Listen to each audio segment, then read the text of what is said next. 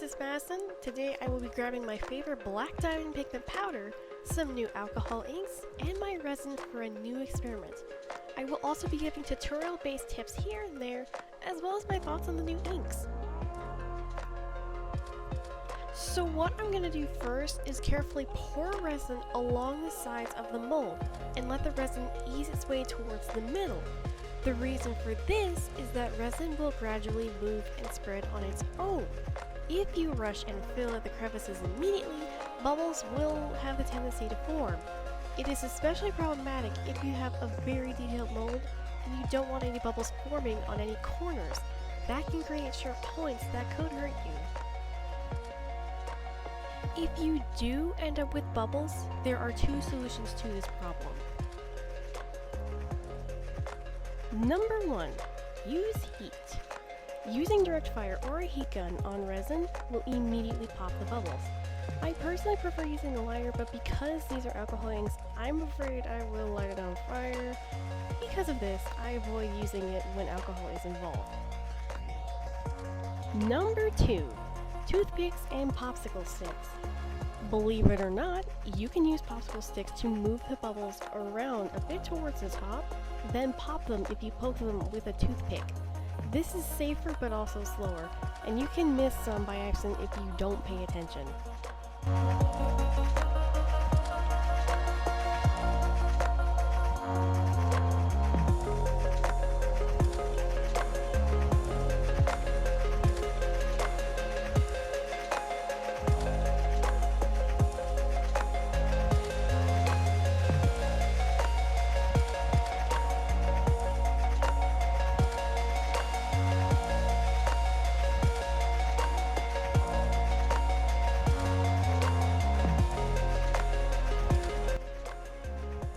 So what happened here was I accidentally mixed too much resin for the first layer of the coasters, so I decided to grab my candle holder mold for an extra test.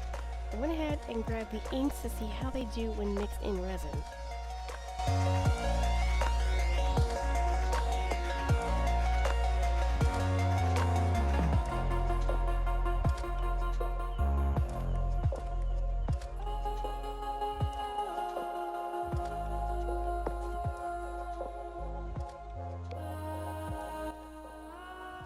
There are two types of white inks that came with the pack.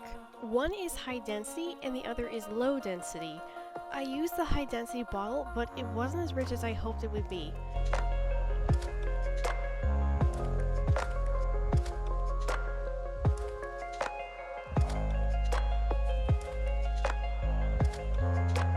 My solution was to grab pigment paste to get that rich white I wanted.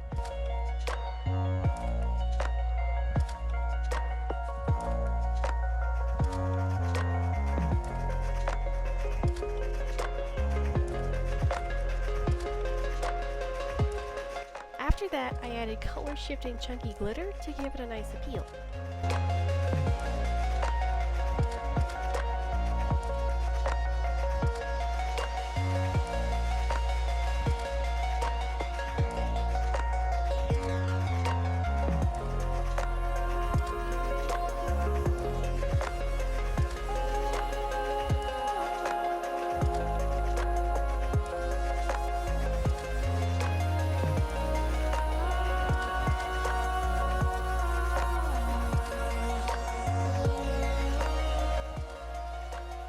I then just started pouring in random patterns in the mold, from magenta to white, kind of being messy about it.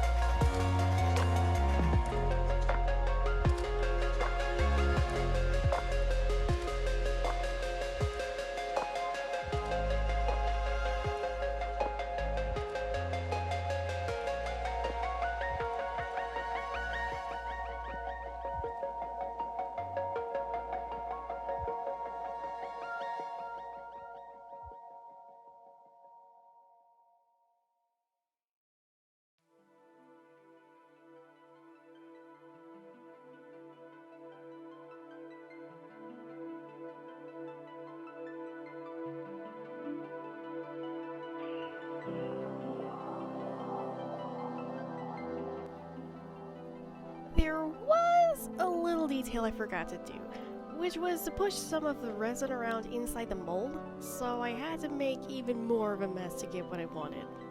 Oopsie!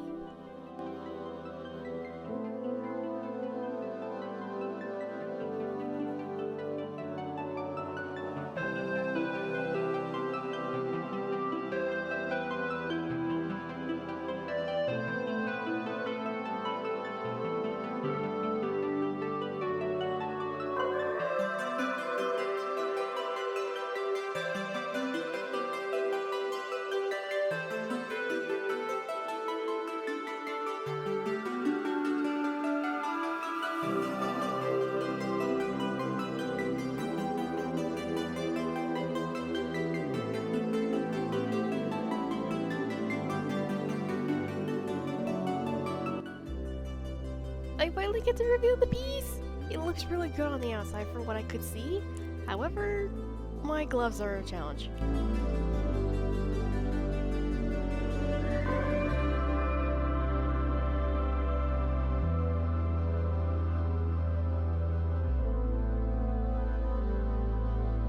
This glove is coming off.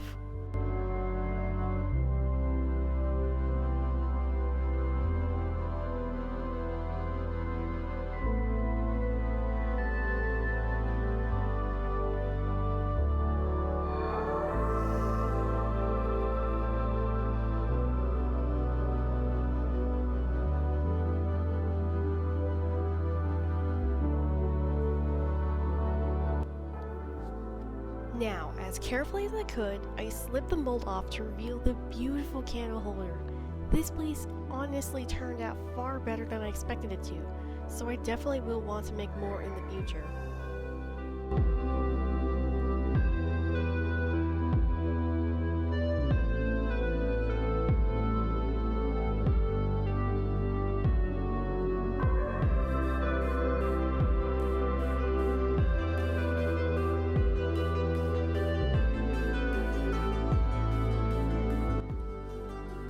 Okay, down to the fun part. I took the inks and decided to do this two ways with it. The first way will be to drip the inks directly onto the wet resin itself and see what would happen.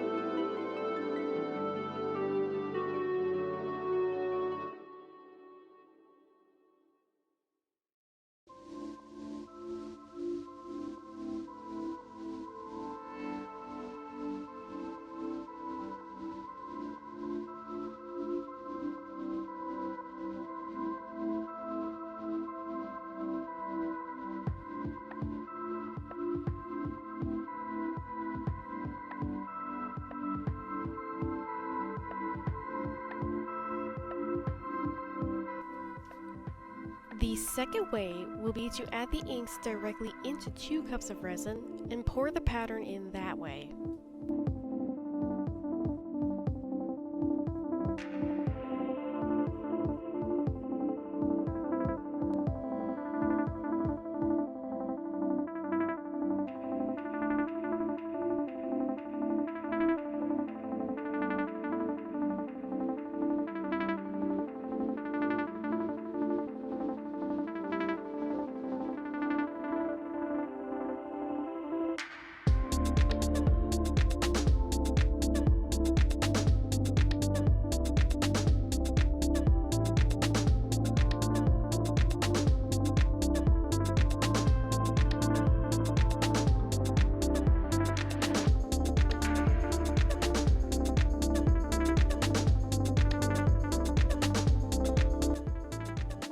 While mixing, I try to keep an eye on the other two coasters to see if I could play with it a little more.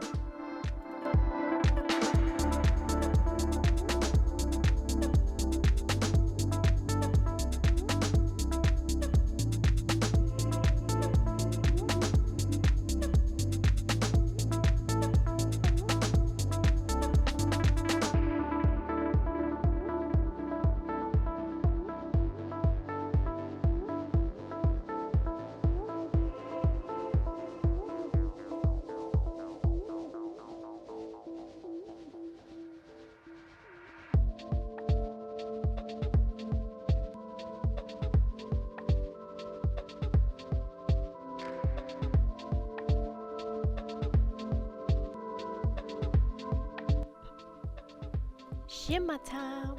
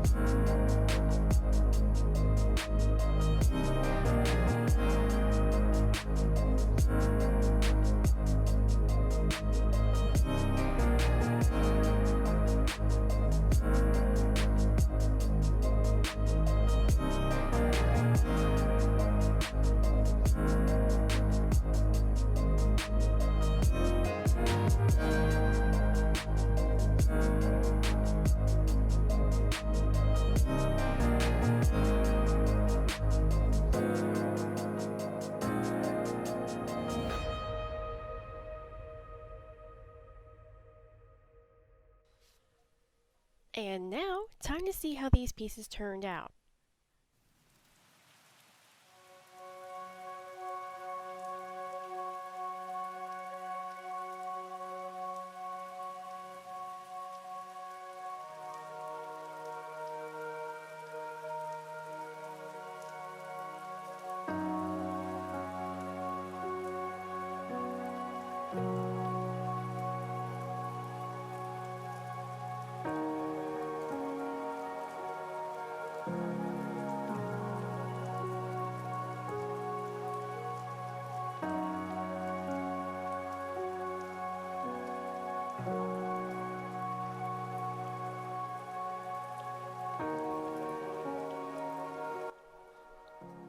Okay, so one of these flowers is clearly not like the others. I went to add some ink drops too late in this piece. Because of that, it looks unnatural. It might have looked good had I not done that, but there would have been far less white than what I would have wanted.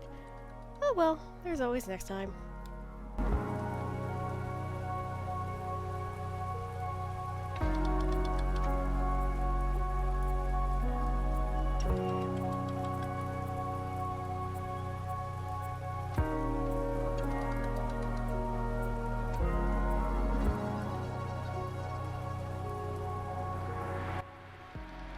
Overall, I'd say these pieces still turned out good enough.